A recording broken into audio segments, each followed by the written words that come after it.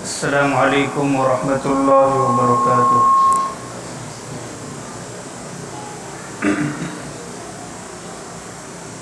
بسم اللہ الرحمن الرحیم۔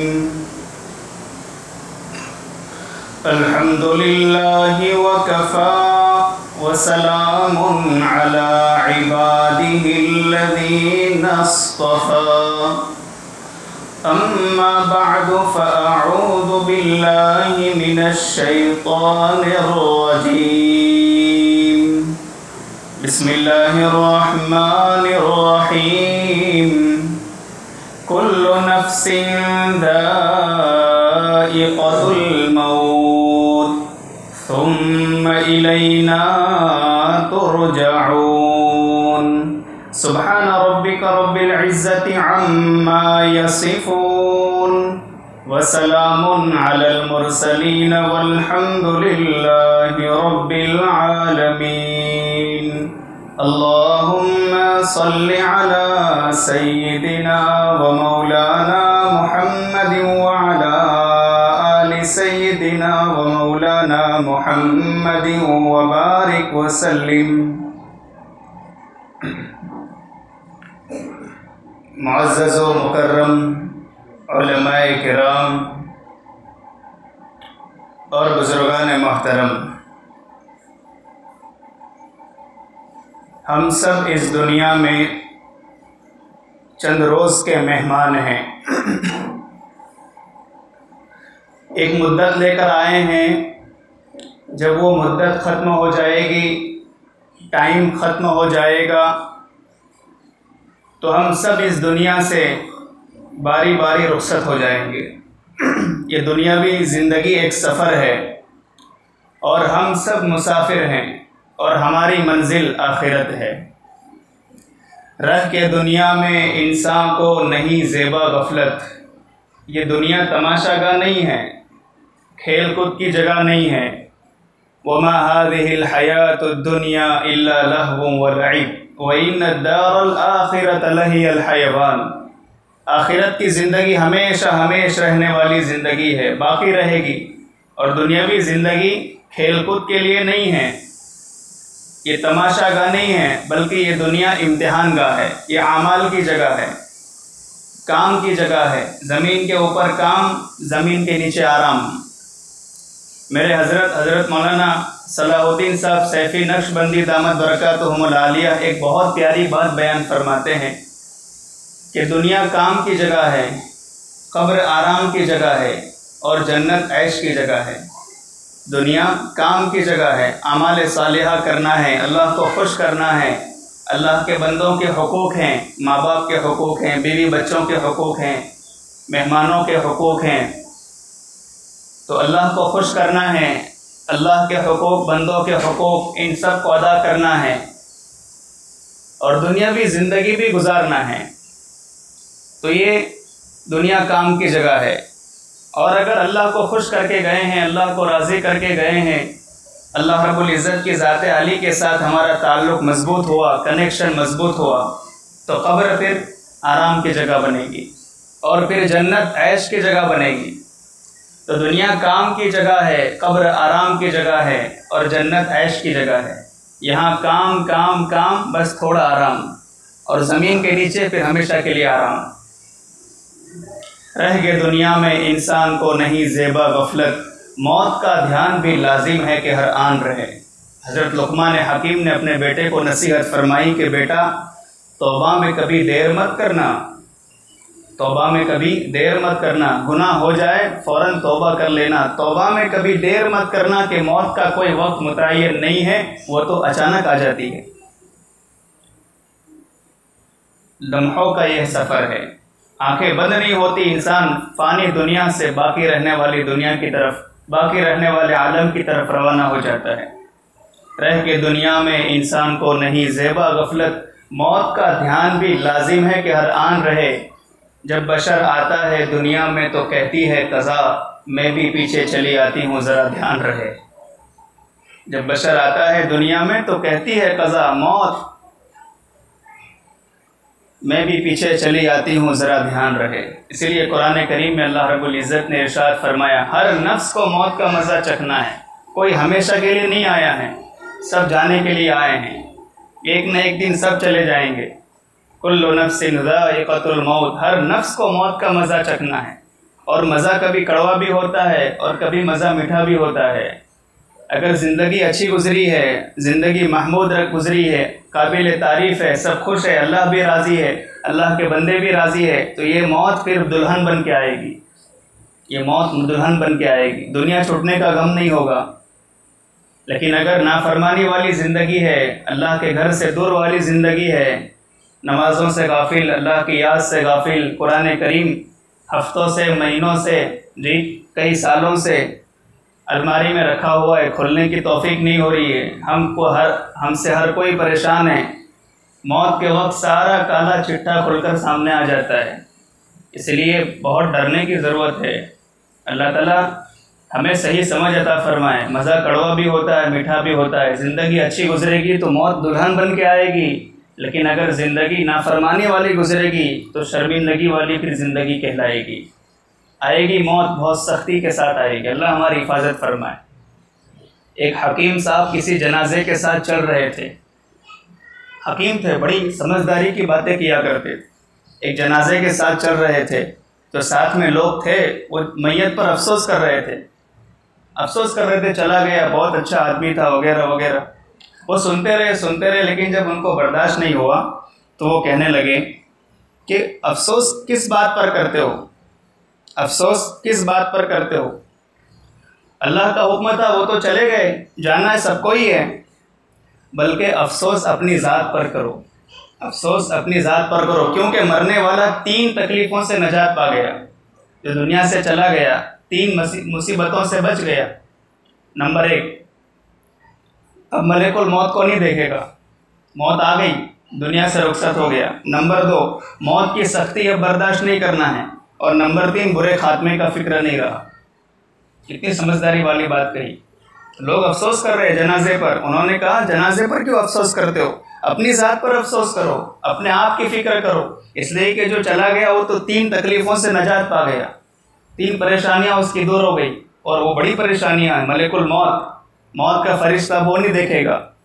نمبر 2، موت کی سختی اب اس کو برداشت نہیں کرنا ہے، اور نمبر 3، برے خاتمے کا، موت کیسے آئے گی، کس حال میں آئے گی، اب اس کو نجات مل گئی۔ اب اصل فکر ہمیں اپنی ذات کی کرنا ہے کہ میری ذات کس حال میں ہے، ہم کس طرح اللہ کو راضی کر رہے ہیں، اللہ کو ناراض کر رہے ہیں، ہم کتنا مسجدوں کو آباد کرنے کی محنت کر رہے ہیں، کتنا اللہ تعالیٰ کی ذات سے ہونے کا یقین ہے، کتنا ہمارا دل آباد ہے۔ یہ دل بنانے کے لیے ہے، دل اللہ کی محبت کے لیے ہے، لیکن افسوس ہے کہ دل ہمارا سخت ہو چکا، کبھی آنسو بھی نہیں نکلتے۔ کیوں نہیں نکل رہے؟ آنسو کا نہ نکلنا یہ علامت ہے اس بات کی کہ دل سخت ہے، دل مردہ ہو چکے، دل نہ رہے، پتھر کی سیل بن چکے۔ لیکن پتھر بھی کبھی کبھی اپنے آپ کو پھاڑ دیتے ہیں، جب پانی کا قطرہ بار بار گرتا رہتا ہے تو پتھروں میں بھی سوراخ پڑ جاتا ہے۔ لیکن ہمارے دل کیسے ہو گئے کہ اللہ کے گھر تک ہمیں نہیں لاتے؟ کیا ہوا؟ دل کی دنیا کیوں اتنی ویران ہو گئی؟ علامت ہے اس بات کی کہ دنیا کی محبت دل میں آ گئی، ہمیشہ رہنے کا یقین ہے۔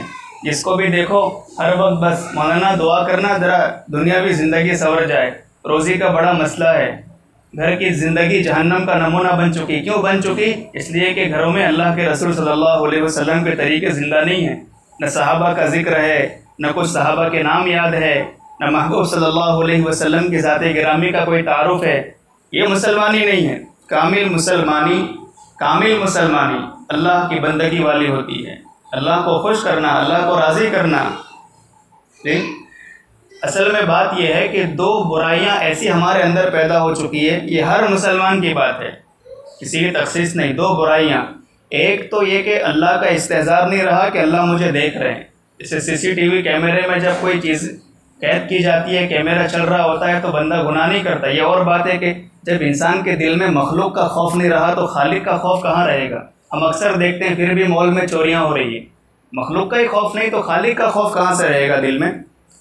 تو CCTV کیمرہ چل رہا ہوتا ہے تو آدمی گناہ سے بچ جاتا ہے نا، چوری نہیں کرتا، کوئی چیز جیب میں نہیں رکھتا۔ یہ اور بات ہے کہ کچھ لوگ پھر بھی کر جاتے ہیں، تو اللہ کا استحضار نہیں رہا. جب اللہ تعالیٰ دیکھ رہے استحضار رہے گا, بندہ جھوٹ نہیں بولے گا, بندہ حرام نہیں کمائے گا, بندہ پھر مسجد میں آئے گا, اللہ کو راضی کرنے والے اعمال کرے گا, مسجد سے کٹ کر نہیں رہے گا, دوسروں کو خوش کرنے کی کوشش کرے گا.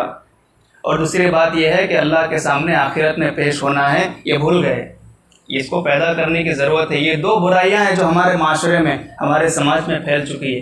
ہم میں سے ہر بندہ اللہ کی ذات سے غافل ہے, اللہ دیکھ رہے, استحضار ہی نہیں. اور دوسرا یہ کہ ہم میں سے ہر ایک کا یقین یہ ہے کہ ہمیشہ دنیا میں رہنا ہے. گناہ کیوں کر رہے ہیں؟ گناہ اس لیے کر رہے ہیں کہ بعد میں توبہ کر لیں گے. اور پھر توبہ بھی کیوں نہیں کر رہے ہیں؟ اس لیے کہ زندگی ابھی لمبی ہے, زندگی کوئی بھروسہ نہیں. مکہ مکرمہ میں حضرت عبید بن عمیر ایک تابعی رہا کرتے تھے, بڑے عبادت گزار تھے. عبید بن عمیر بہت سمجھداری والی باتیں کیا کرتے تھے. عبداللہ ابن عمر رضی اللہ تعالیٰ عنہ صحابی ہیں, وہ بھی کبھی کبھی ان کی مجلس میں آ کر بیٹھتے تھے اور ان کی باتیں دل پر اثر کرتی تھی. حضرت عبداللہ ابن عمر رضی اللہ تعالیٰ عنہ کو دیکھا گیا, کبھی کبھی وہ پھٹ کر روتے تھے. صحابی رسول تابعی کی باتیں سن کر رویا کرتے تھے. بتاؤ دل کتنا نرم تھا, آج ہمارا دل کتنا مردہ ہو گیا ہے. اس دل کو زندہ کرنے کے لیے دعوت و تبلیغ کی محنت ہے, دل کو زندہ کرنے کے لیے اللہ والوں کی صحبت ہے. دل نہیں رہے, پتھر کی سل بن چکے. ماں تڑپ رہی ہوتی ہے لیکن بیٹا پانی نہیں پلاتا کہ مر جائے تو اچھا ہے. جی 70 سال کا بوڑھا باپ ہے, کھانستا مر گیا, لیکن ایک گلاس پانی کا نہ پوچھا. اب وہ باپ کیسے اپنے بیٹے سے امید لگائے کہ میرے مرنے کے بعد قبر پر آ کر تھوڑا کھڑے ہو کر کچھ پڑھ کے بخشے گا؟ کس کے ساتھ امید لگائیں بھائی؟ ہر ایک اپنی دنیا بسانے کی فکر میں لگا ہے, ہر ایک کو اپنی پڑی ہے. ہم اپنی ذات کو اللہ کے ساتھ جوڑنے کی فکر کریں, اپنا تعلق, اپنا کنیکشن اللہ تعالیٰ کے ساتھ مضبوط کرنے کی کوشش کریں. دعاؤں میں اللہ سے مانگے, اللہ ہمیں اپنی محبت دیجیے, معرفت کا نور دیجیے.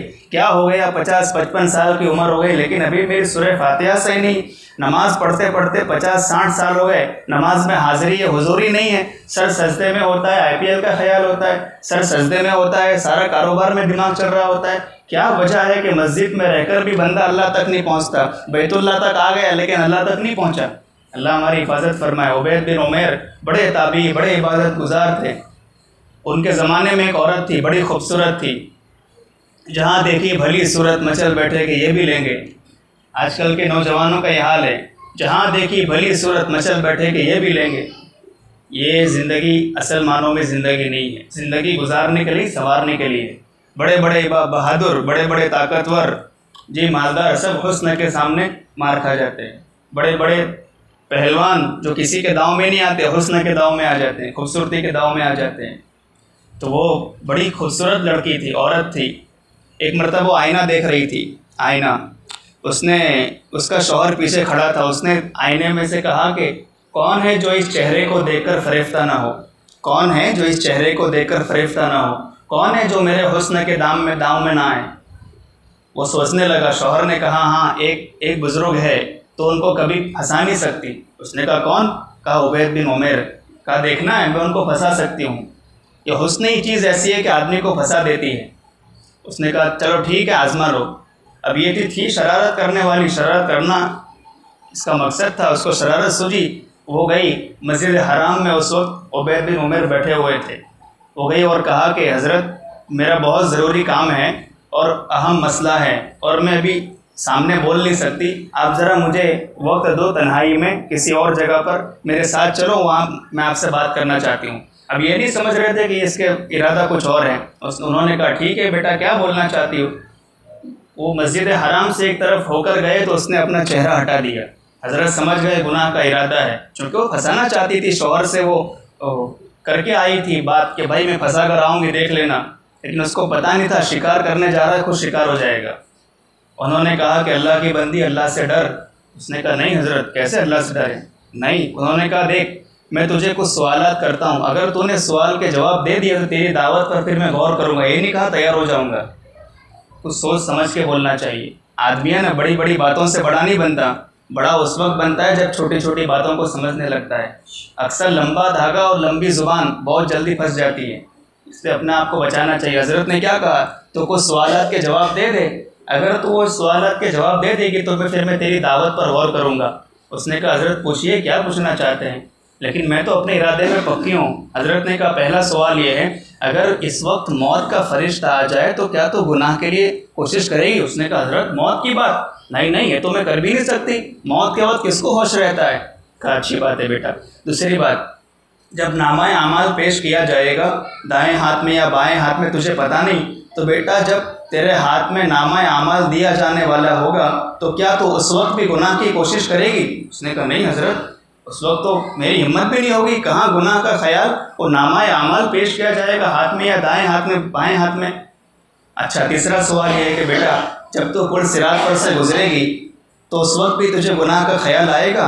کہ نہیں حضرت، پل صراط پر سے گزروں گی تو کیسے خیال آئے گا؟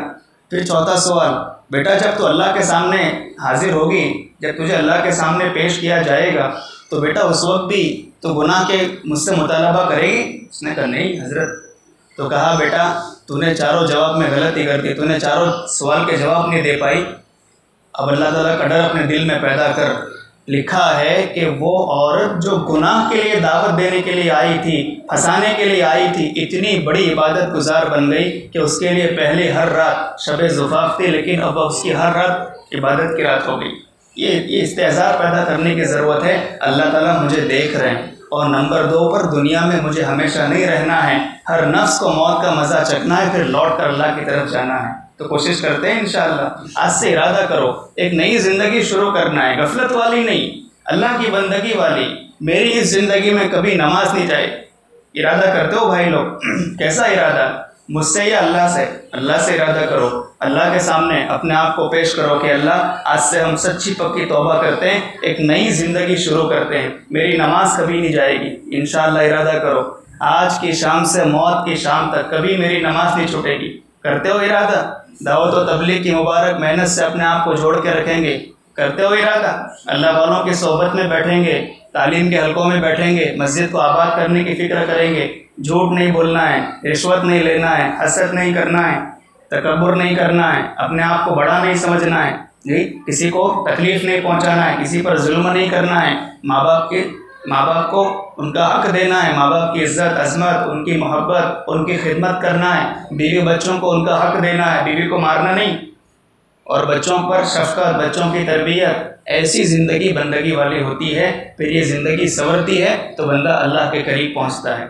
کرو گے انشاءاللہ؟ اللہ تعالیٰ سے دعا ہے کہ اللہ تعالیٰ ہمیں اپنے مقبول و محبوب بندوں میں شامل فرمائے۔ اور اتنا بڑا مجمع بیٹھا ہے، ہم سب کے لیے دعا کرتے ہیں کہ اللہ تعالیٰ یہاں جو بیٹھے ہیں کسی کو ضائع نہ کرے، سب کو کعبے کا حاجی بنائے، سب کو مسجد کا نمازی بنائے، اور سب کو اس مبارک محنت سے جڑے رہنے کی توفیق عطا فرمائے۔ وآخر دعوانا ان الحمد للہ رب العالمین۔ والسلام علیکم ورحمۃ اللہ وبرکاتہ۔